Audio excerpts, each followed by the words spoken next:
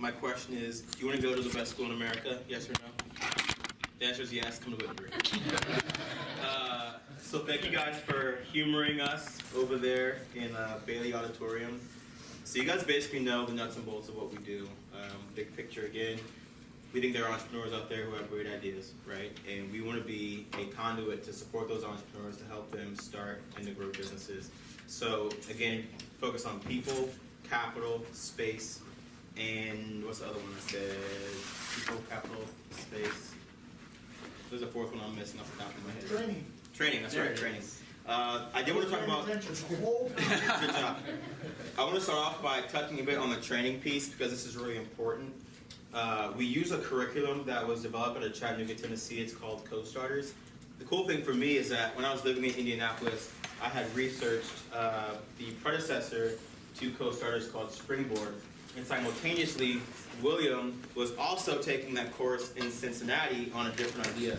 We were both working on researching the same curriculum or utilizing the same curriculum, just not at the same time. And then to fast forward to today, we're utilizing that curriculum in our class. The class, or the curriculum, essentially teaches the fundamentals of business. However, the challenge is that the way that the book was written, it was written for people who understand middle-class norms. So what do I mean when I say middle-class norms? A lot of us instinctually live our lives based upon middle-class norms. So if I go to William, I say, nice to meet you. Eye contact, firm handshake, using the King's English. This is something we just do instinctually because we were trained to live that way. We understand, most of us, that if we post something on social media, it's a representation of who we are. So maybe we don't always say everything that we feel on the internet. Maybe we're not always posting pictures of ourselves in compromising situations. A example of my own failures, we went to a party one time, and let's just say it got a little crazy, and somebody took a picture of me, right? And that picture was on Facebook, and the next day I see someone who said, looks like you had a crazy night last night. He was right. And that picture was on social media. I knew, though, that if that picture was public, then that could negatively affect how folks perceive me and then how they perceive Mortar. The reality is that for a lot of our students, they don't understand how middle-class norms work. An example of that is email addresses. A lot of us have email addresses that are mild. Dare I even say boring. Derrick Braziel1@gmail.com is my personal one. WilliamThomasII@gmail.com. I would assume a lot of you guys have very similar email addresses. You come to our classes and you see the email addresses of our students. They are crazy. One example is all you need are fingers at blank.com.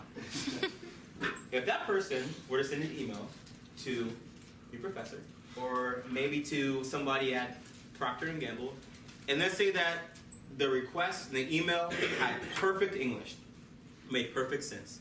If I'm an executive or if I'm a person on the other end of that conversation, what is the likelihood I'm going to open that email? Zero. Negative, right? They won't open that email. But these people, they don't understand that our email accounts, our social media accounts, are representations of ourselves and our businesses. The beautiful thing about William and I and Mortar is that we understand what that lifestyle is like. We have people in our families, even we have lived parts of that lifestyle. So when they come to our class, we're not saying the way you're living your life is bad. No one's going to listen to you because you've grown up based upon a poverty or low-income mindset. We're going to say that's great. There are some wonderful things about the lifestyle that you've had that's got you to where you are today. That's fantastic. However, if you want to be successful, there are certain things you have to understand about the world around you. One, you have to have an email account that doesn't turn people off. Two, let's say I want to pitch my idea to any one of you. Your pitch should be 90 seconds or shorter because our attention spans, even today, especially mine, it's like a goldfish. I'm always like, oh, shiny thing, shiny thing, shiny thing. If I'm an entrepreneur coming from a low-income background, the way I share my story or my pitch is through relationships. So I may start off saying, I'm Derrick, I have this idea. Then I'd be like, well, that idea came from this. And I'm all over the place. And then it's 5 minutes later, and you have no idea what I'm doing in the first place. I've lost your attention. Now, in some situations, that's wonderful. That's great. The conversation should be relational. But when I'm talking about my business, it should be short and concise. So Mortar, from that very first class, we help our entrepreneurs understand that, sure, it's great to teach you business fundamentals, but it's more important to understand the intangibles, the things that are underneath the surface, like how you present yourself, what you wear, how you dress, how you talk about your business, how you talk about what the machine does in a way that makes sense. Last thing I'll say, we worked for this organization called Strive when I first moved to Cincinnati, and it took me about a year and a half to be able to articulate what it is that we did. But they always told us the litmus test is if you're able to talk about your business to the person sitting next to you on a plane in a way that makes sense to them. And I think with Mortar, we've gotten that pitch down, but with our entrepreneurs, it's really, really challenging. So I think it's really important for us to understand that business, of course, is blocking and tackling, profit and loss, sales, marketing, those kinds of things. But it's also intangibles, like networking, relationship building, how to give your presentation in a way that's short and concise. And it's our responsibility to teach that in a way that isn't condescending, that's not judgmental, that's welcoming. But more importantly, it's empowering.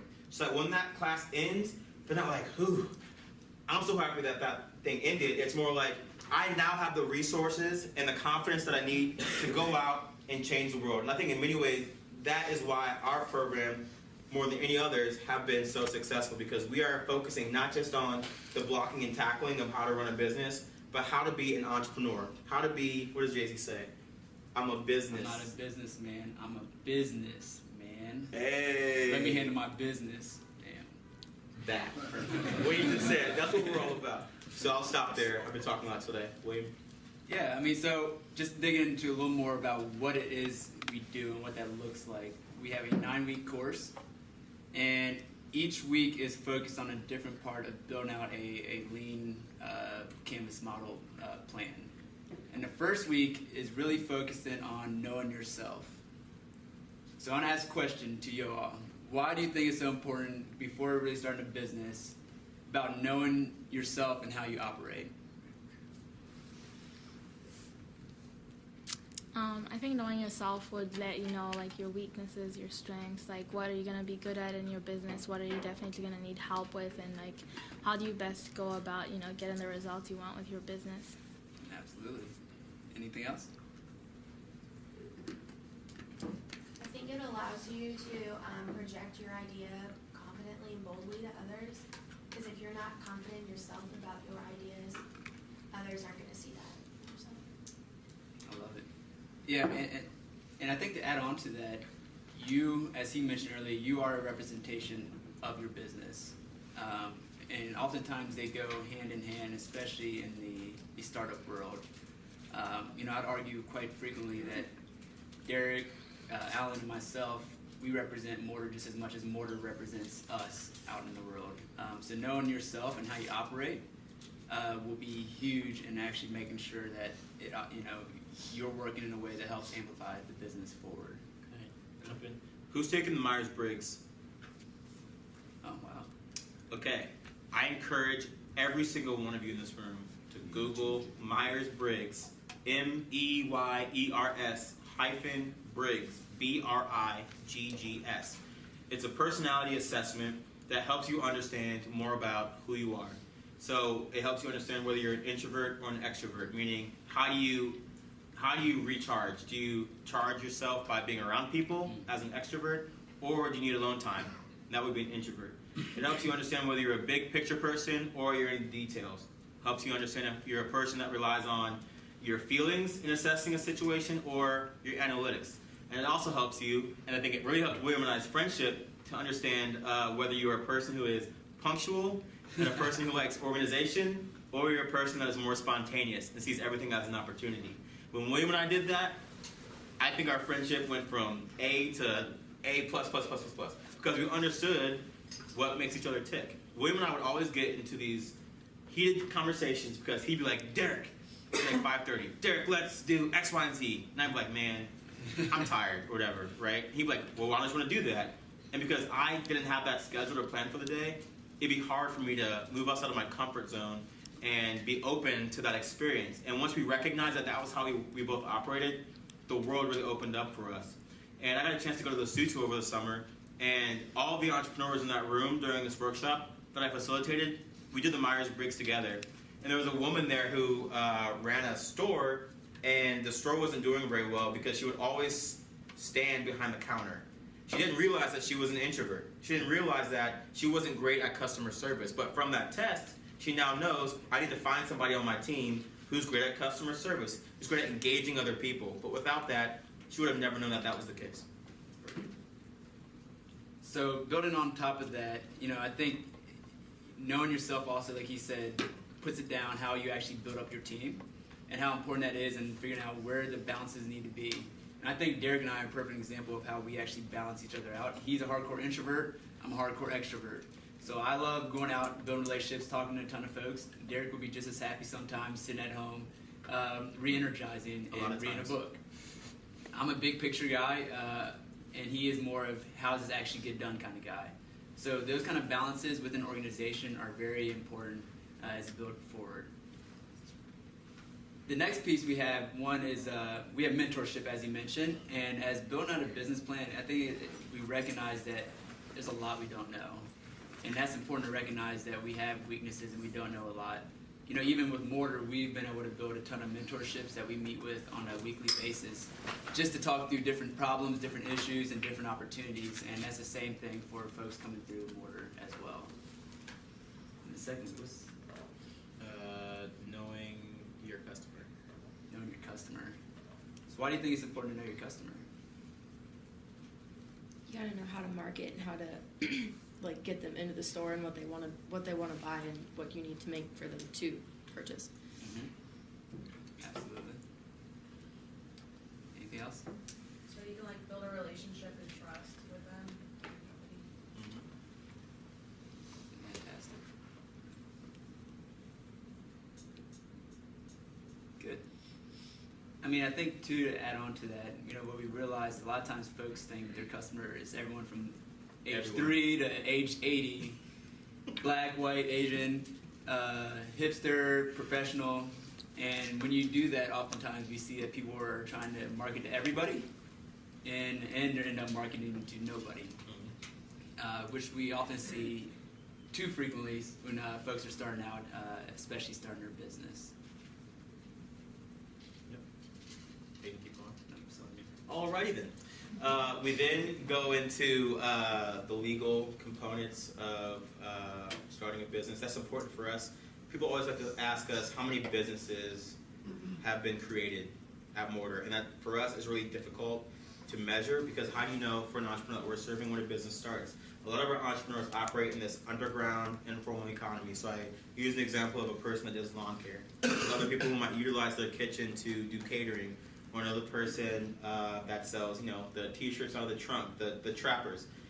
We work with all of those people, but those people are operating in that informal, cash-based economy. So that business could be started, but they're probably not paying taxes on it, and they're definitely not recognized federally. And we help them go from that underground economy to that formalized economy, but we do that by connecting them to attorneys who can walk through that process in a way that is safe and not condescending. And that is where the partnership with UC has really come in handy because they have students that are also trying to learn and they're hungry to get involved in some way. And we have entrepreneurs that are also hungry. So that cross-pollination has been really wonderful for us. The next piece is accounting, the really boring part, the part that I personally hate. But it's arguably the most important part of being an entrepreneur. So even though William and I are in the nonprofit space, the same principles apply to the work that Mortar is doing. We have to know what our cash flow is. We have to know if we're going to have the money to meet payroll. All those different things are really boring and things that I absolutely hate, but it's arguably the foundation of our organization. I would say that we have a budget that has to be approved on Monday, and we have to project what our budget is going to be next year. And this is something that even myself, I was not a business major, so I had no idea what to expect in terms of projecting a budget or understanding what cash flow meant, but I had to learn those things on the fly. So I only mention that to you all because there's a lot of things that you're not going to know, right? And you shouldn't let that be a barrier to entry because you have to learn those things, right? And you can learn those things. I know that William and I and our team, we have a great group of mentors. We have a great board who is very, very, very supportive of us. So I would not let not knowing some of the nuts and bolts or some of the details of running or operating a business keep you from pursuing that. What else do we got? We got break even. We got one that's on how to grow your business in a way that is sustainable. I think there's also this temptation to grow too fast. We are absolutely feeling that tension all the time. We get calls from people saying, hey, you should start a class over here in Arkansas, or hey, you should start a class in Cleveland, or hey, you should start a class in Baltimore, or another neighborhood in Cincinnati. But we have to be, I think, conscious of the temptation of growing too quickly. And the same thing applies for entrepreneurs. William is wearing a hat that says Ohio against the world. What was it? Last year? Was that last year when Ohio State won the championship? Was that last year? 2 years ago? 2 years ago. So 2 years ago, this company was popular-ish in Cincinnati and Columbus. But Ohio State was, I think, in the Sugar Bowl or something. And this dude stands up after a play and is like screaming. And he's wearing an Ohio against the world sweatshirt. That image has gone viral.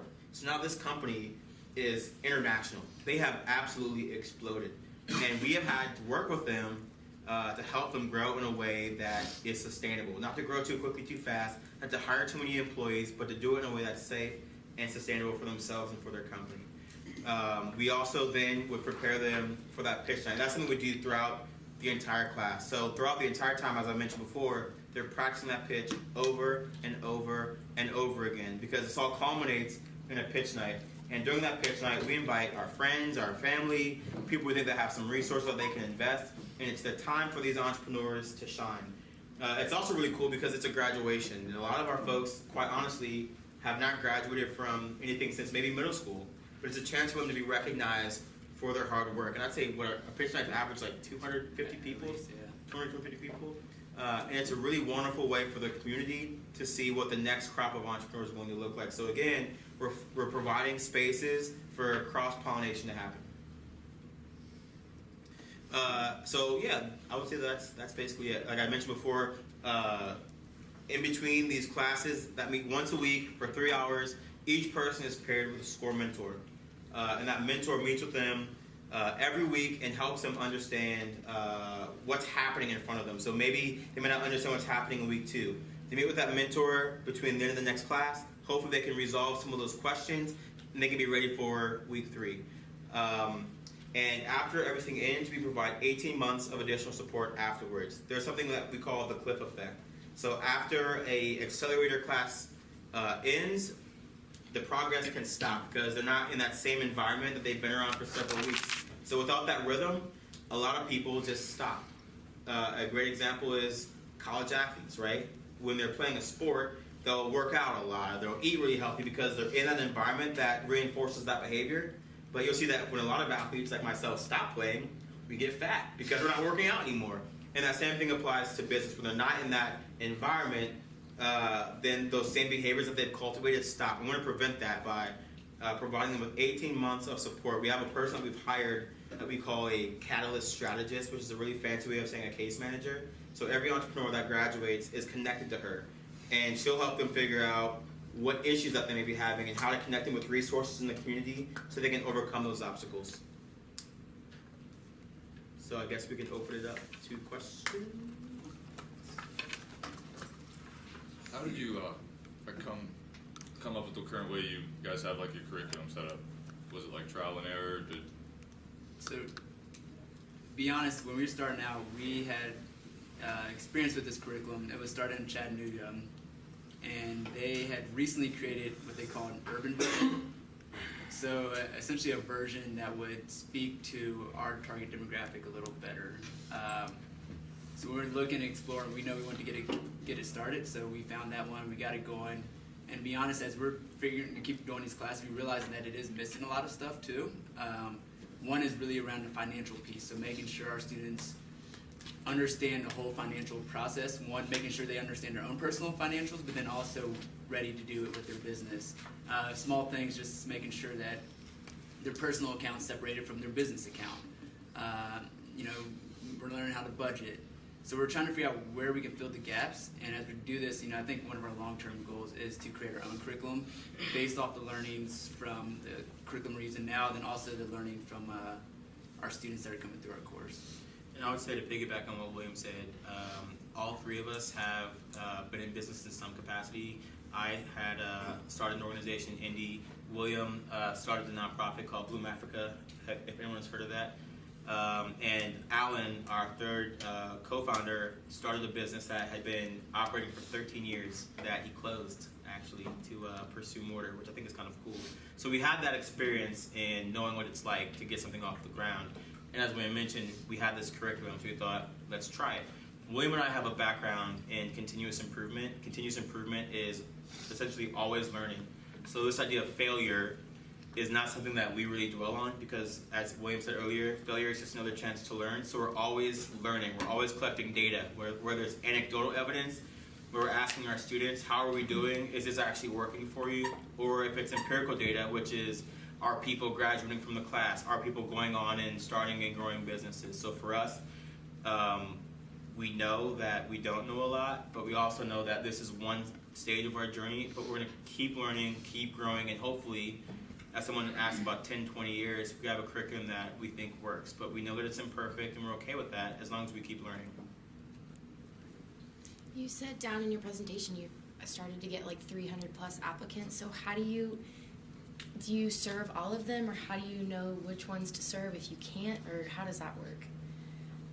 That's been, I think, one of our touchy subjects because we hate saying no to folks, especially folks that have been said no so often. So right now we are working on how we are able to expand. This last year we were able to do 2 more classes than last year.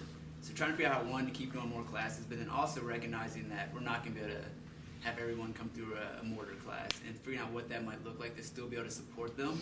So one thing we're starting to do is side workshops where they can maybe come learn a specific skill set that they might need to start their business. And then also, I think one of the biggest parts around this work is really building out the ecosystem, figuring out what partners you might need to get the work done. So recognizing we're just one organization, we can't do everything. But there's other organizations that are doing a lot of work in the community as well. So we have partnerships, like he said, with UC Law and SCORE, but then also this organization called CityLink that might be able to do the financial literacy piece. YMCA that might be able to do this. So, at the end of the day, we're trying to figure out as many other organizations that can fill the void where we can't reach it. Can you go through kind of a start to finish timeline of when someone applies, how you make it from beginning to end, getting their business up? You say to getting their business up? Yeah, so from their application, then how do you work through the workshops and then eventually getting them out there? Sure. So the first thing I would say is most of the people that we are working with have already started in some capacity. Because our waiting list is so long, and because I think so many people are starting to resonate with what Mortar is doing and we're seeing it as a pathway to opportunity, we're really able to be selective about who we pick to be in our classes. So I would say a lot of them have already started in some capacity. Our class right now is 18 people, which is 3 people larger than we typically select. That only happened because of the quality of the applicants that we had. So we decided to expand the class. So if, let's say you wanted to participate in Mortar, I first asked how you heard about it. We don't do any marketing now, which I think is kind of cool because our waiting list is so long and because people are applying every single day. So they'll apply on our website or they'll mail us an application. We just got a couple applications mailed to us. And from there we will categorize the applications and we'll schedule a time to have them interviewed. The interviews are performed by myself or our business partner Alan, and we'll ask them about themselves, we'll ask them about their businesses. As I mentioned, maybe I didn't mention, for me, I'm looking for intangibles. So you may have a good idea, but not have the right intangibles, so it doesn't matter. So I'm asking questions that look for failure. How have you dealt with failure in the past? How have you dealt with adversity in the past? And if I hear that you're determined, if I hear that you're able to grind and have some persistence, then you are likely going to be selected for our class. So if I feel good about the person, I'll give them a a good score, and then when we're ready for our next class, we go through all of the scores to see who are the highest rated people, and from there, they'll be selected for our class. The classes are not easy.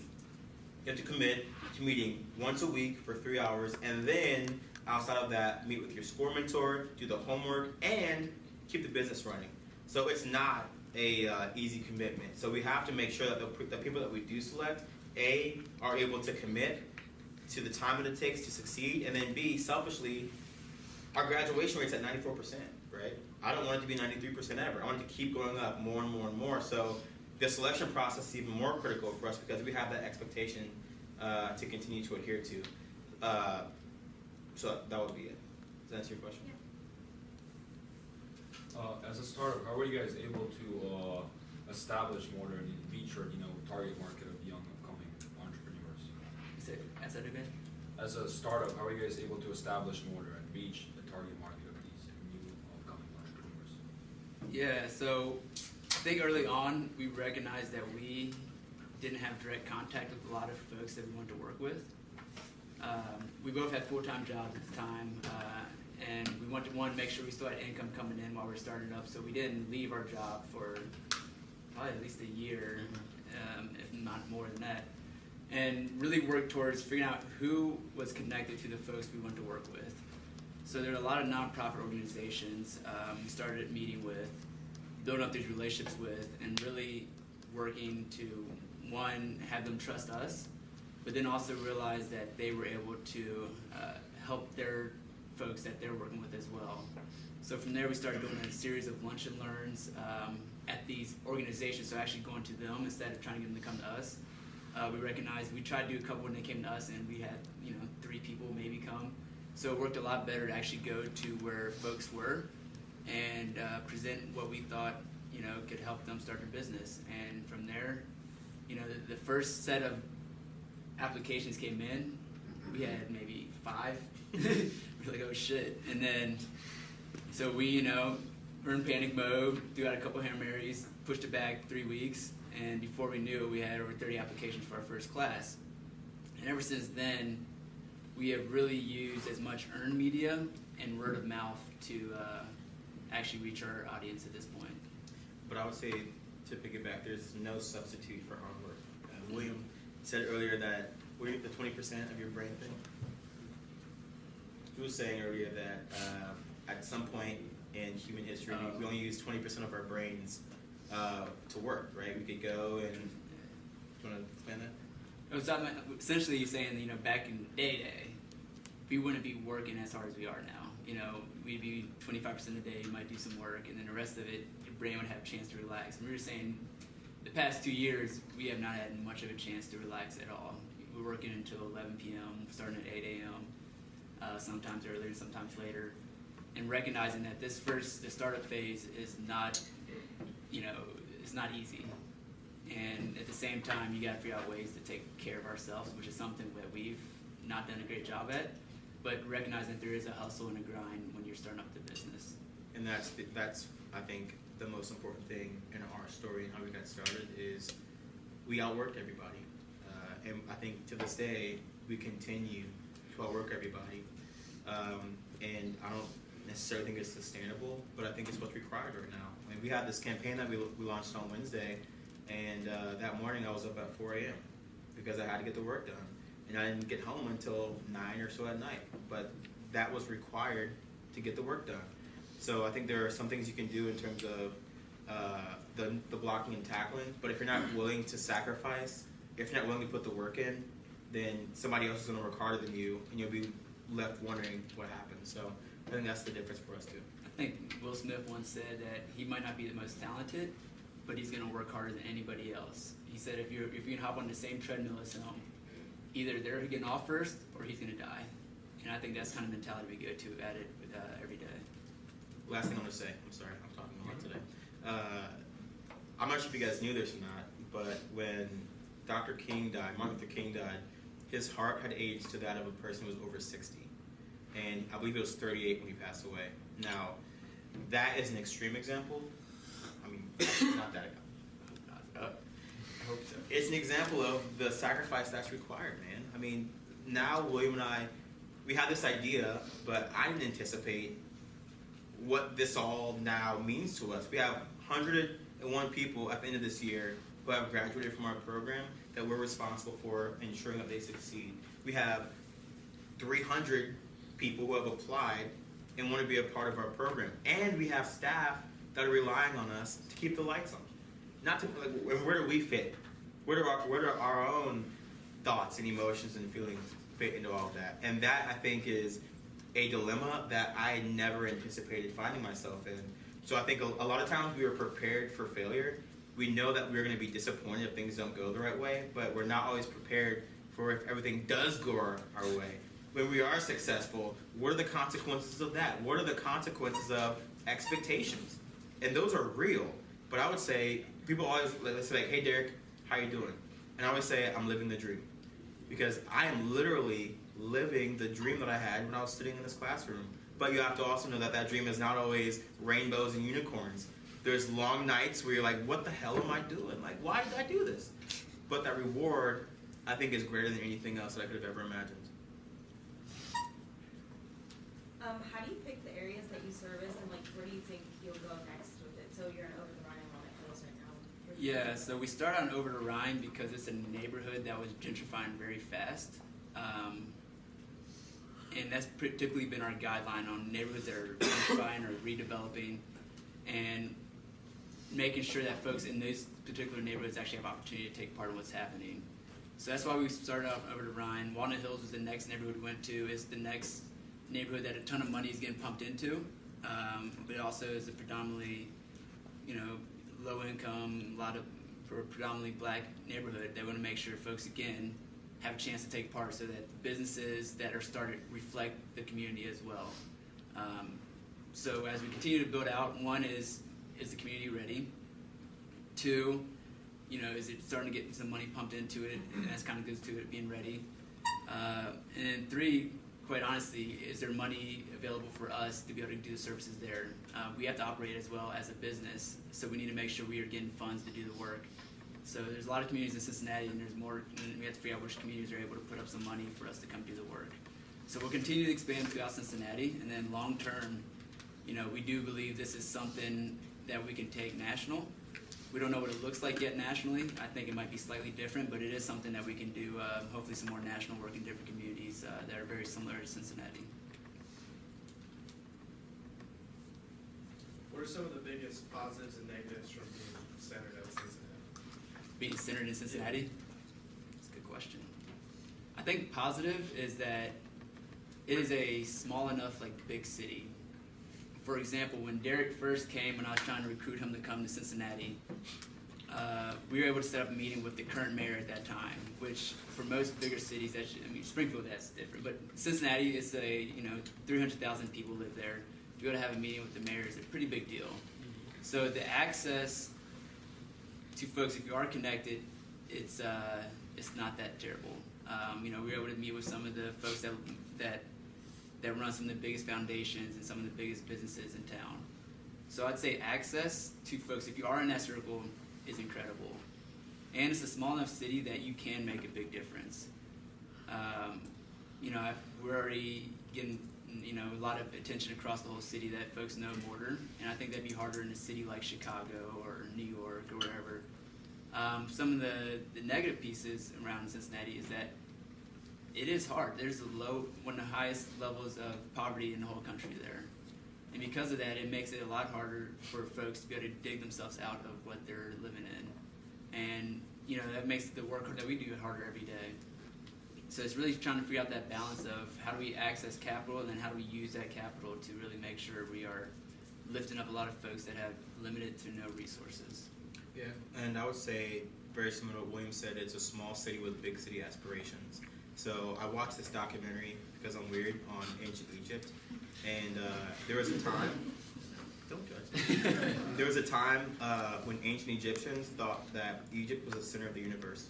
And they thought that way because they never saw anything outside of ancient Egypt. They saw the Nile was fertile. They saw all these temples that were being built. They saw wealth all around them. So they were satisfied with where they were, had no intention of leaving and going anywhere else. I think Cincinnati is very similar to that. Cincinnati is considered by many to be the first true American city. They say that because Cincinnati was the first city that was founded after the American Revolution in America. So it's the first American city.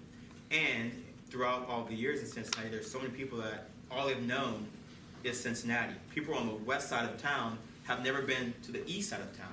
It's just a very insular community. For a newcomer, the challenge is how do you get, how can you insert yourself into a community that's so close knit? And that's really hard for a lot of people. So that's, I think, one of the negatives. But the great thing is that it's been, I think, untouched by the hipster revolution.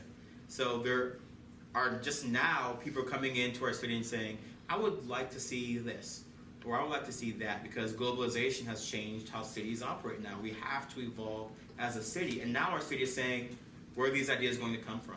Who's going to be the person that steps up to the plate and makes change happen? And I think William and I have come at the right place at the right time in a city that is experiencing racial issues. In 2001, Timothy Thomas, a African-American male, was murdered by Cincinnati police officers. And in many ways, that catalyzed the rejuvenation of Over the Rhine.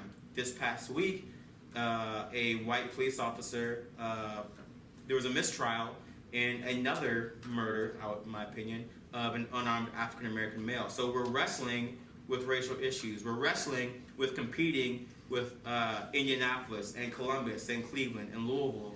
And Cincinnati's a place that loves Cincinnati. They love Skyline chili for some reason. It's disgusting, but Cincinnatians love it. And I find myself craving Skyline. I'm like, what is wrong with me? I'm now drinking the Kool-Aid. So I think in so many ways, Kevin, you attest to this too, right? Born and raised. Born and raised, right? People from Cincinnati love Cincinnati. How can you think Skyline's gross? Yeah, really. Unless I'm drunk, I love Skyline. Come on, we can say I love Skyline. First of all, it's not chili. It's more of a sauce. You're not wrong. That's weird in my opinion, but it's neither here nor there. Gold star. Who said Gold Star? The gold star. Oh man. We're gonna go. This could be a long, drawn-out argument, but I'm now like drinking the Kool-Aid myself. I'm traveling places across the country, and I'm saying Cincinnati is the best city in America, and I believe that because as a 30-year-old old dude compared to you guys, I can say in 20, 30, 40 years, this is what I did. This is what we did. We built this. And if he's right, if we're in Chicago, we have the same idea. There's 50 other of us in Chicago. But in Cincinnati, we're the ones that are doing it. We're the ones that are going to the mayor's office and saying, hey, access to capital is a huge barrier to entry. We love the support of the city. And the mayor says, how much do you guys need? And he announced last month the city's going to invest $2 million into supporting disadvantaged entrepreneurs because of two dingleberries that had an idea. And we're making this stuff happen. And I think in Cincinnati, there's an opportunity where in a lot of other cities you may not have it. So like my question is like with your pop-up store that like you give entrepreneurs access to, say like an entrepreneur had like a really good run there, what happens after? Like how do you guys help them like maybe start up their own storefront or something like that? It's a great question. I would say if they're successful, the great thing is that every time we want to expand into a new community, we always have to build connections with the community development organizations in that neighborhood. Mm-hmm. So, for example, in our pop-up in Over the Rhine, let's say we have someone who is blowing the hinges off the door. We have relationships with those community development corporations, and we'll say, listen, you have all these storefronts that are vacant. You have all these opportunities to insert a new business into this thriving community. Why not have this person that's been vetted, that has a support system, why not give them that opportunity? So I think if that does happen, we utilize the relationships that we've built over time to connect them with the opportunities that are available. A great example is we got a woman who was a part of our program in Walnut Hills. Her name is Jasmine. Jasmine is incredibly hardworking, and she wants to start a bakery. She graduated from our class. We helped her access a $10,000 loan, and through our relationships, she was also able to acquire a storefront. Now there are some issues that we can talk about that she's experiencing because of her, I was going to say ignorance, not her fault, but she just didn't know. But through our relationships, we helped her have access to that storefront. So that's, I think, what Mortar can do is provide those relationships. And I think it also provides a great testing ground. One example is this company called Good Company Apparel. He's ended up using this space probably 5 times now because every time he was so successful, And he realized now that he's able to do this, there is something behind his idea and his apparel that he wants to build that out more. So recently he enrolled in this current class that's going on to actually figure out how he really markets this to the masses and really blows it out the water. So it was a way to test his idea. Now he's going to come back to get training to really do it in a more, I guess, official, broader scale. And he'll be in our pop-up throughout the holidays. So from Black Friday through January, he'll be in the pop-up. So come on down to Cincinnati. We'll show you around. Can you guys elaborate on how you take somebody from the classroom when they finish 9 weeks into the pop-up shop, and then even maybe what you determine successful enough to move on from the pop-up shop? That's a really complicated question. One, because success is different for everybody. And this is, I think, is one of the conversations we're having internally. We are all big-hearted people, and we all want to help everybody, but we have created, I think, unintentionally a climate to where we have now started to do the work for the folks we're trying to serve. And now, for some people, there's become a bit of a dependency. So let's say that there's a press release that they want to go out, as opposed to having some people that they can ask themselves. They're relying on us to do the work for them. And we're happy to be there and to support them, but they have to have that proactivity on their own to go out and make things happen. So we're really trying to figure out how we can be a support system, but not create codependency where they're relying on us for everything. So that's one thing. The second thing is, how do we measure success, if I'm hearing you correctly?